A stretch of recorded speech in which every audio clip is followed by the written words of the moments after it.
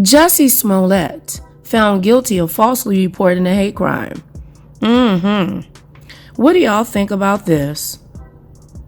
CNN is covering Jussie Smollett has been found guilty of 5 counts of disorderly conduct for making false reports to the police that he was a victim of a crime in January 2019. He was acquitted on one count of felony disorderly conduct. The person the jury deliberated for more than 9 hours over Wednesday and Thursday. The former Empire actor was charged with 6 counts of disorderly conduct on suspicion of making false reports to the police. Jussie, what do you think this will do for your character on Empire? On February 11, 2020, the twisting saga of Jussie Smollett's alleged attack and subsequent arrest took another shocking turn when a grand jury returned a 6-count indictment against the actor for making false reports that he was a victim of a hate crime. It's been hard to follow all the twists and turns of the case, so let's start at the beginning. On January 29, 2019, Smollett brought himself to a Chicago hospital and told authorities he was attacked by 2 men who were, quote, yelling out racial and homophobic slurs.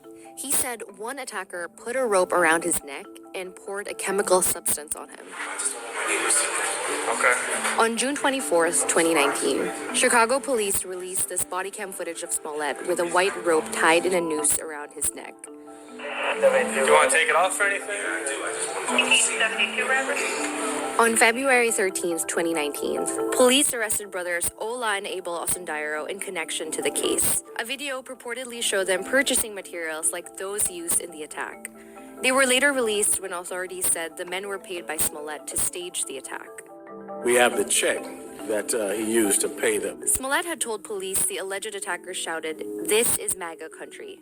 In a joint statement released to CNN affiliate WBBM, the brothers said, quote, "We are not racist, we are not homophobic, and we are not anti-Trump." On February 21st, 2019, the Illinois State Attorney's Office filed a felony charge against Smollett for filing a false police report. Police said Smollett staged a hate crime. Jussie Smollett took advantage of the pain and anger of racism to promote his career. On March 8th, 2019, Smollett was indicted by a grand jury. A week later, he pled not guilty to the charges brought against him. He long maintained his innocence. Then, a stunning reversal by Chicago prosecutors. On March 26, 2019, the 16-count felony indictment against the Empire actor was dropped in exchange for community service and $10,000 in bail. The Cook County State Attorney said that, quote, "After reviewing all of the facts and circumstances of the case, we believe this outcome is a just disposition and appropriate resolution to this case."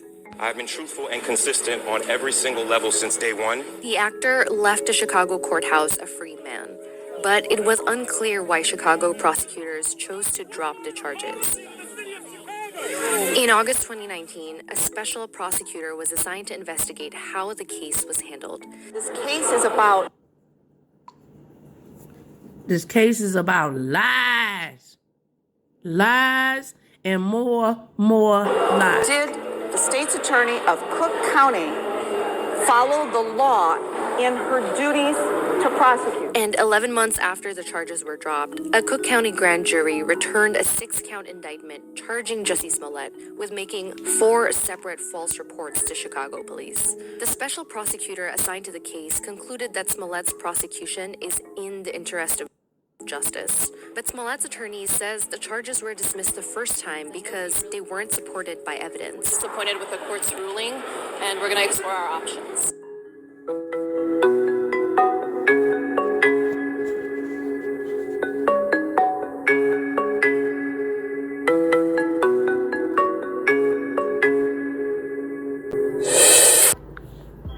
Smollett attorney says he respectfully disagrees with the verdict and he will appeal. Oh yes, he's going to appeal. Nenye Uche, Jussie Smollett attorney says he respectfully disagrees with the jury's verdict, adding that he feels 100% confident that Smollett's case will be won on appeal.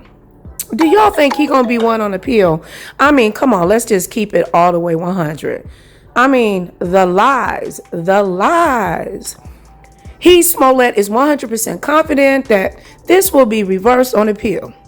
Uche said, at the end of the day, we believe justice will prevail. We don't believe it was done today, but we're very confident that he will be cleared and he will be found to be innocent. Uche said Smollett is disappointed, but emphasized that his team remains confident in Smollett's innocence and said he is hopeful to get a fair result in the the appellate court.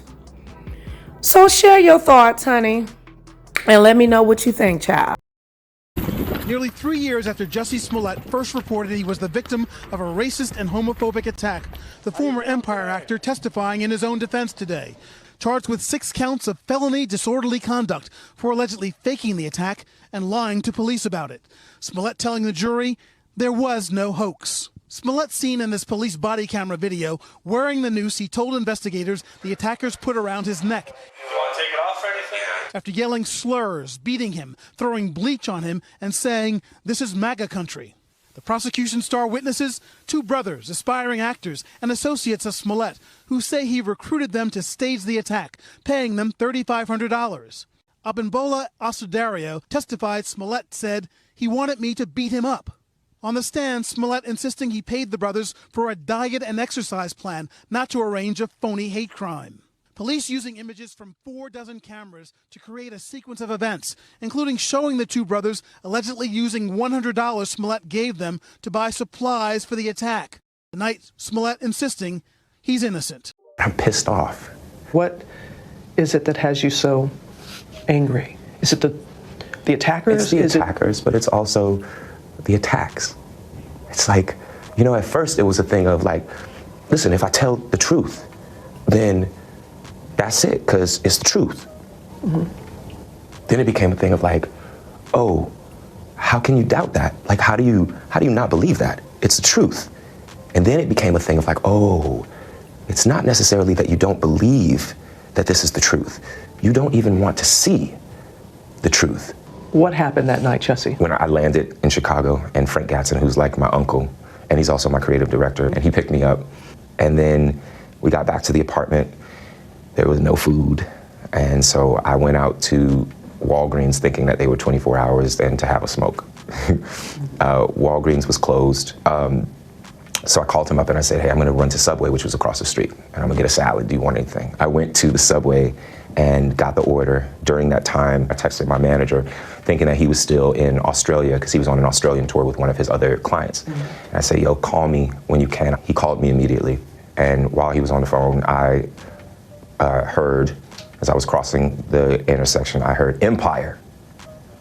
And I don't answer to Empire. My name ain't Empire. And I didn't answer. I kept walking, and then I heard Empire. So I turned around and I said, did you just say to me? And I see the attacker masked, and he said, this MAGA country punches me right in the face. So I punched his ass back. And then we started tussling. It was very icy, and we ended up tussling by the stairs. Fighting. There was a second person involved who was kicking me in my back. And then it just stopped. And they ran off. And I saw where they ran. And the phone was in my pocket, but it had fallen out. And it was sitting there. And my manager was still on the phone. So I picked up the phone and I said, Brandon. And he's like, what's going on? And I said, I was just jumped. And then I looked down and I see that there's a rope around my neck, which I hadn't. You hadn't noticed it before? No, you didn't because see? It was so fast. You know what I'm saying? It was so fast. How long did this all It felt like minutes, but it probably was like 30 seconds, honestly. I can't tell you honestly. I noticed the rope around my neck and I started screaming. And I said, there's a rope around my neck. Did you get any kind of description of the attack? I gave a body description, and I, because I saw this, right here or whatever, but I didn't see, I can't tell you what color their eyes were. I can't tell you, and I did not see anything except the second person I saw running away. And the first person, I saw his stature. I gave the description as best as I could. You have to understand also that it's Chicago in winter. people can wear ski masks and nobody's going to question that. The police have gone through a lot of video, and they were able to capture an image of two people of interest. Have you seen that image, and do you believe that they could possibly be the attackers? I do. What is it about their size, or why do you feel that they could possibly be? Because I was there. For me, when that was released, I was like, okay, we're getting somewhere. I don't have any doubt in my mind that that's them. Never did. Why did you hesitate to want to? Overwhelming that in fact Mr. Smollett had faked a hate crime and then lied to the police about it, and then compounded his crimes by lying to the jury during the course of this trial and insulting their intelligence. That's what I told the jury in my closing argument. With the resounding verdict we just received from this jury after one day of deliberations, in which they found Mr. Smollett guilty of virtually all charges of doing exactly what we said he did, of reporting a fake crime to the Chicago Police Department as a real crime. That verdict was a resounding message by the jury that in fact Mr. Smollett did exactly what we said he did.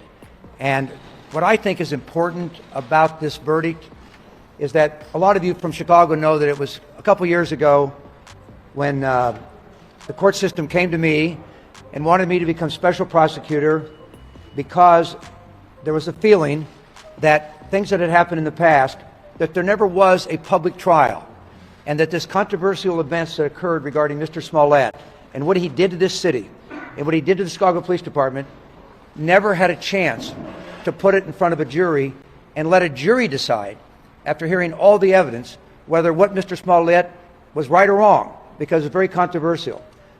I agreed to do that because I felt it was also important for the Cook County judicial system to get a trial. Whether we won or lost the trial was not the issue. What was the issue is that what Mr. Smollett had done in this city should be aired in front of a public trial where all the evidence comes out, all the talk on social media may or may not be true, but the true facts, I thought, needed to come out, and we did it.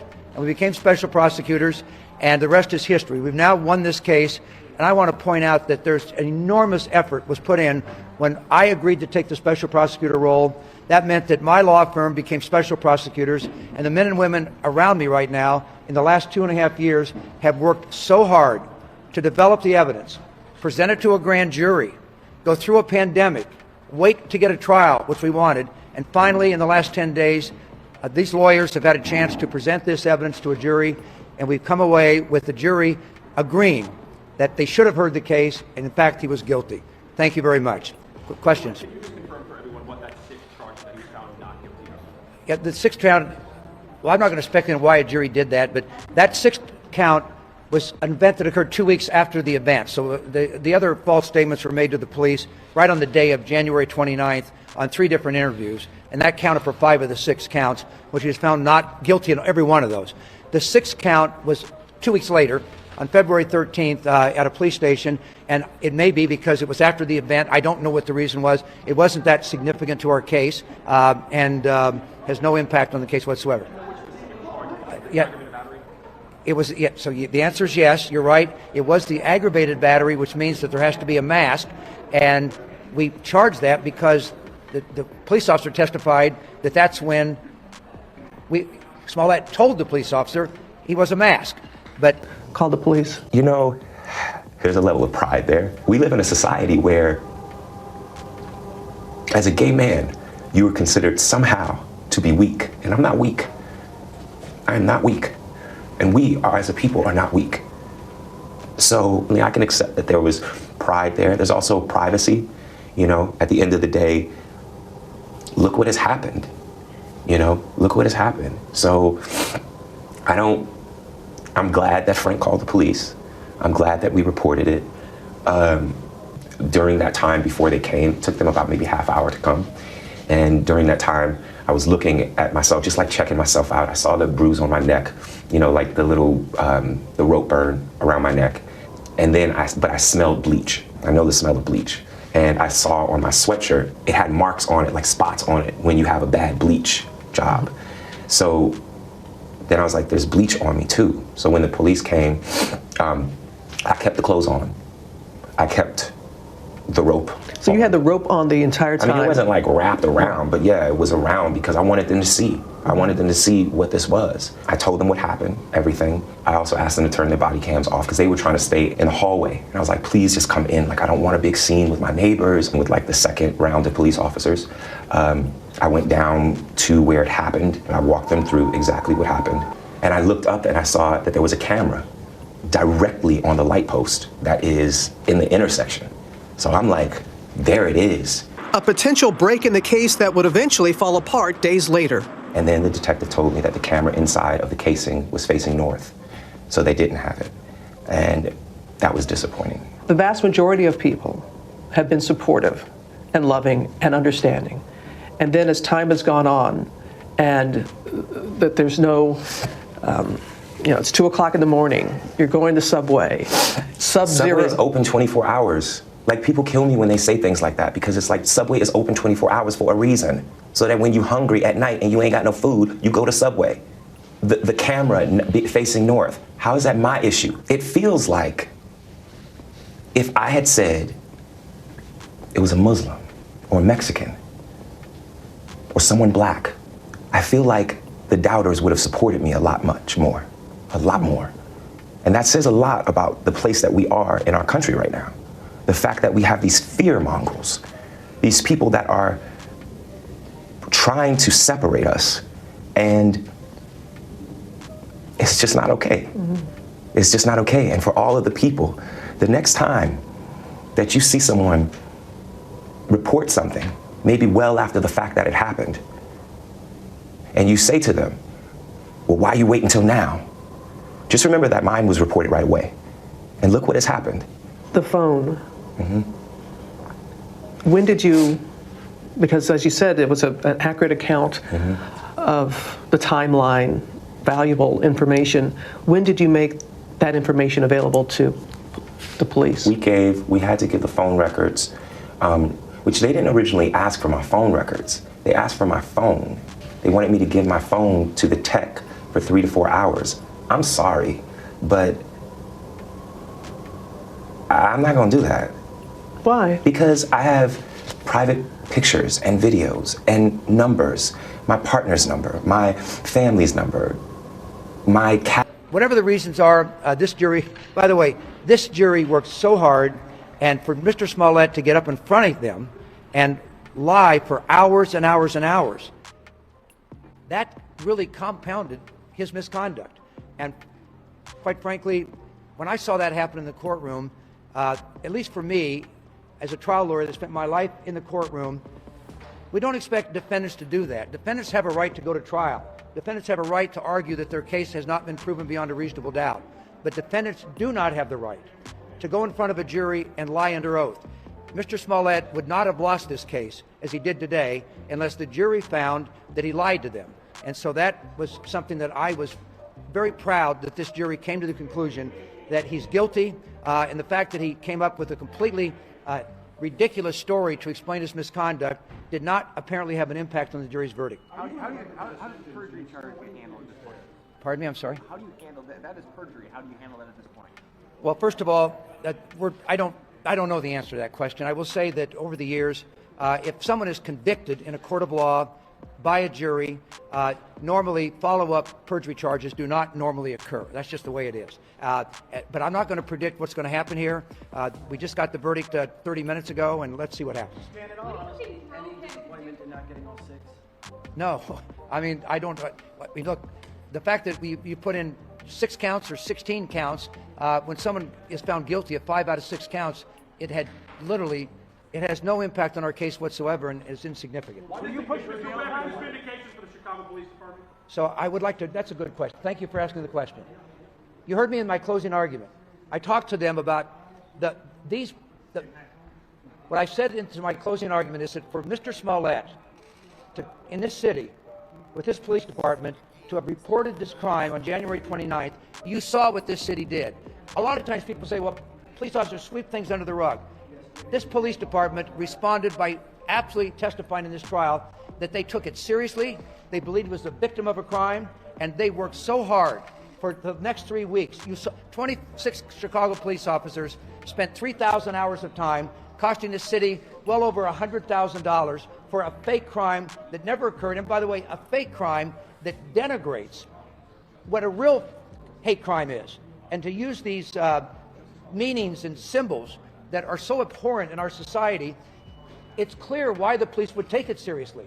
And they did.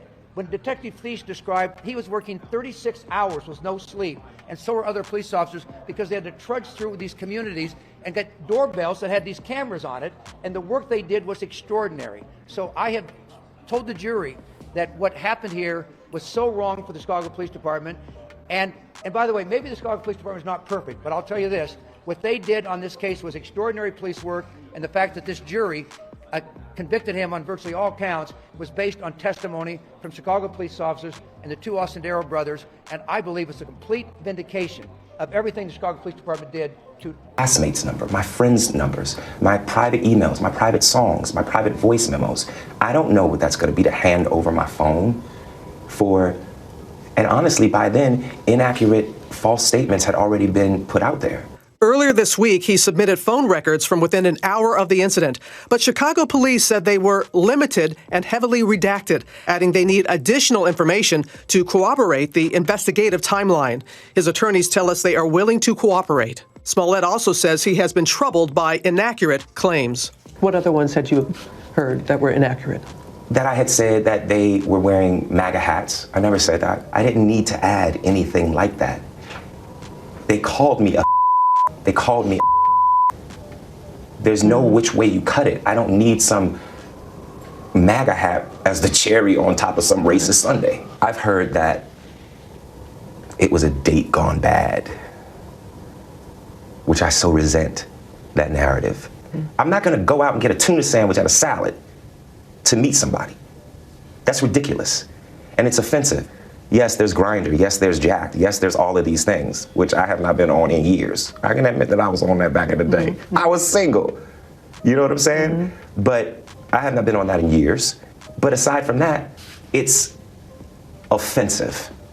And I absolutely resent that narrative because it's bull. It's bull. And it's unfair. It's unfair to the investigation. It's unfair to, I hate this word, but it's unfair to the victim. What were your injuries? What were they did x-rays. I didn't have, it was reported that I had like fractured ribs or cracked ribs or something like that. That wasn't true. I was just in a lot of pain. You know, my clavicle was messed up, my rib was bruised, but nothing was cracked. Like I walked into the hospital. I walked out of the hospital. Why do you think you were targeted? I can just assume, I mean, I come really, really hard against 45. I come really, really hard against his administration. And I don't hold my tongue. I want to ask you about Jussie Smollett. I think that's horrible. It doesn't get worse, as far as I'm concerned. Were you aware that he made that statement? I saw it. I don't know what to say to that, you know? I appreciate him not brushing over it. And there is no doubt in your mind what motivated this attack? I could only go off of their words. I mean, who says empire, this MAGA country, ties a noose around your neck and pours bleach on you? And this is just a friendly fight? I will never be the man that this did not happen to. I am forever changed. And I don't subscribe to the idea that everything happens for a reason, but I do subscribe to the idea that we have the right and the responsibility to make something meaningful out of the things that happen to us, good and bad. What do you feel people need to hear the most from this story? I think that what people need to hear is just the truth. It's just the truth, because everybody has their own idea. Some are healing and some are hurtful. But I just want young people, young members of the LGBTQ community, young Black children to know how strong that they are, to know the power that they hold in their little pinky. It's been 2 weeks since that. Thoroughly and conscientiously investigate this case. How much did your work cost the county? Zero. Thank you for asking. No additional cost? None. So when we took this case, the county pays a standard amount of money each day or each hour. You get paid on the hour. Special prosecutors are paid.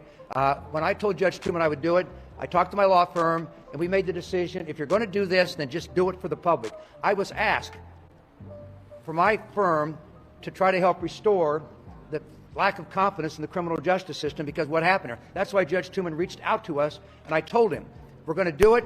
After we made the decision to do it, I told Judge Tooman we're going to do it, and we're not going to charge anything. So there's been, well, there might be out-of-pocket expenses of a few dollars. The answer is we did it for nothing.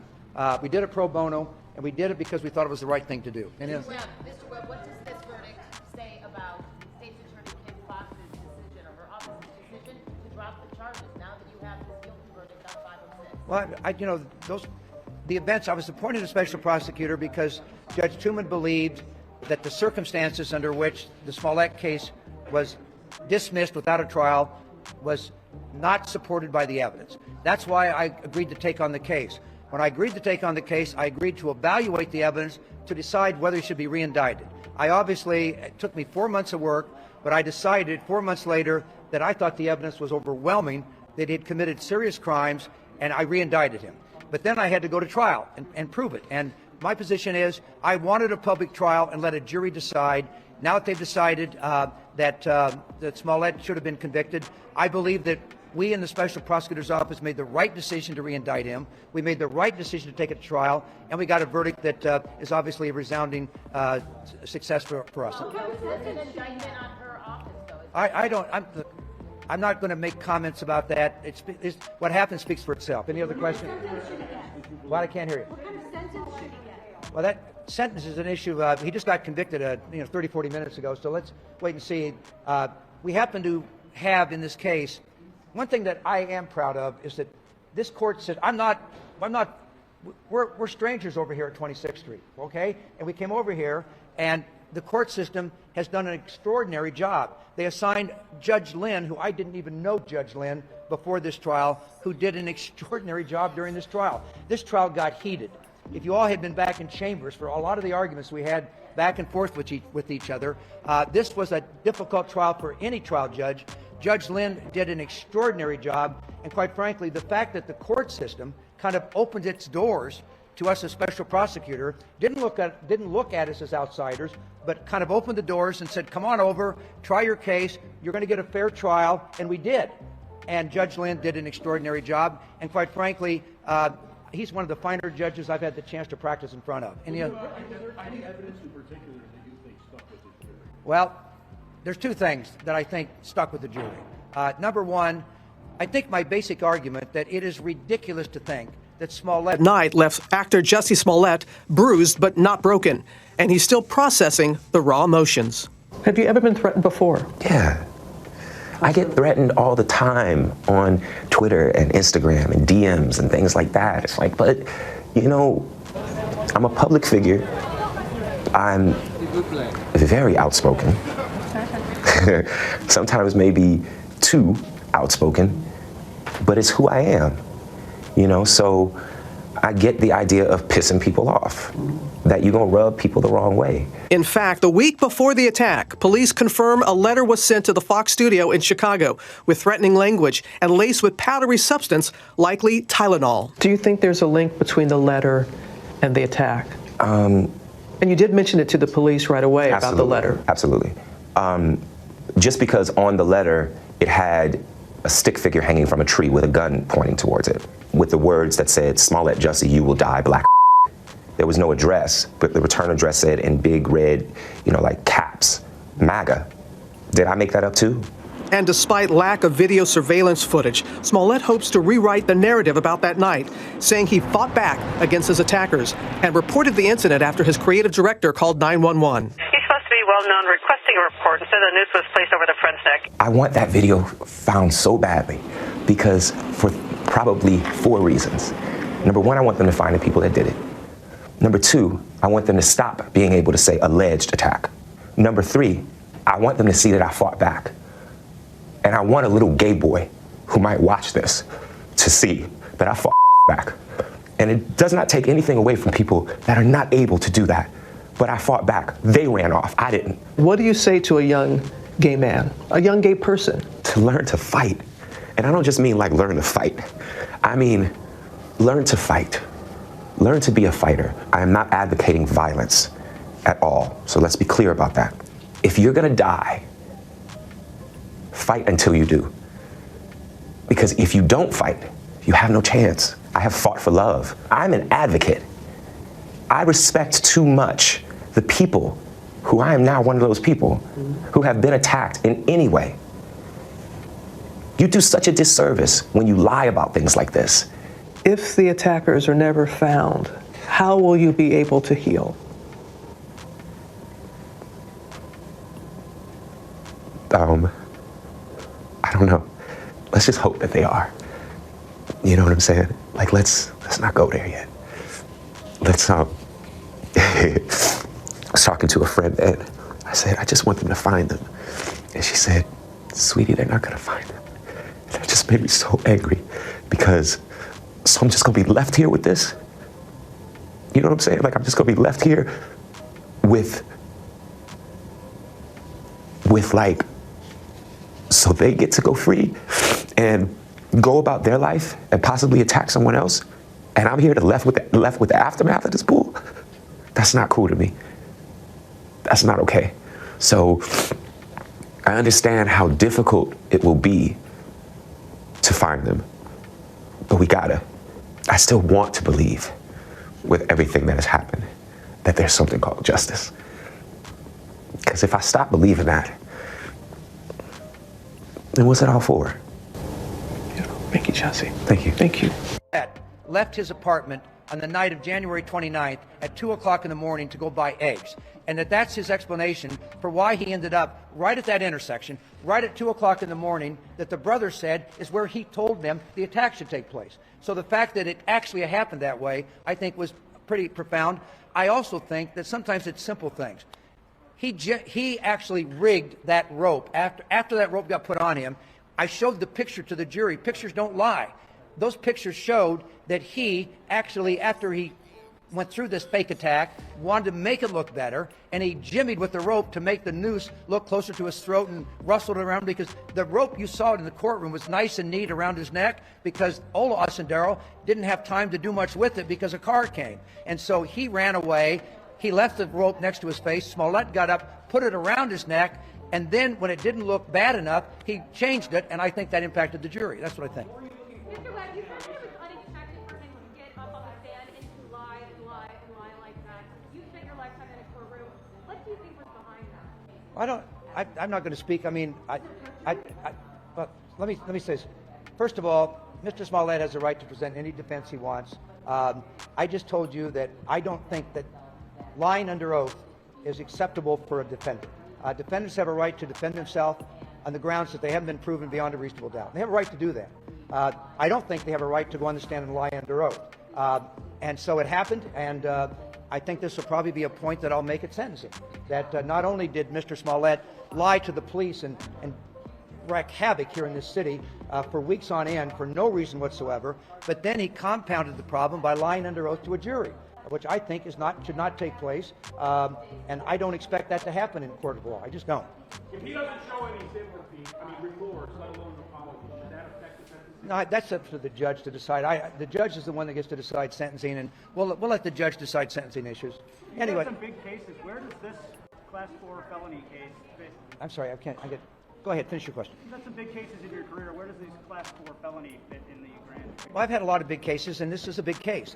By the way, I took this case because I actually thought, if it was true that he lied to the Chicago Police Department about something like a hate crime, when we've got all these social issues in our country, we're trying to make sure that we do the right thing when these kind of bad things happen, for him to fake a hate crime, fake it, and then cause the police department to spend enormous efforts taking him off of homicide cases and putting them on this case. I thought that was bad conduct. I mean, it was not insignificant. I thought it was serious criminal misconduct that needed to be approached and have a public trial about it.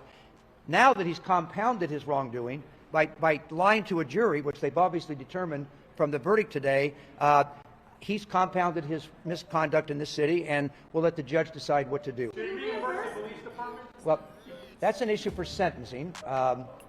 There's an issue that's always at sentencing about restitution. That'll be a decision that Judge Lynn will get to make. You all have a nice day. Thank you very much. Thanks.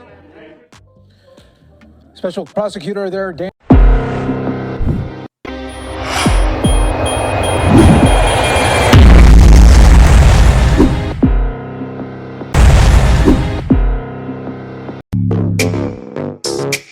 Woods, pretty face, but I'm known for hitting drugs. Yeah.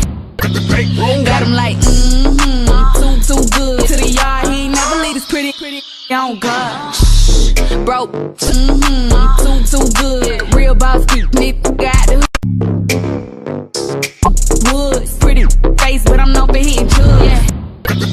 Got him like, too good. To the yard, he ain't never leave this pretty, on God. Broke, too good. Real boss, nigga.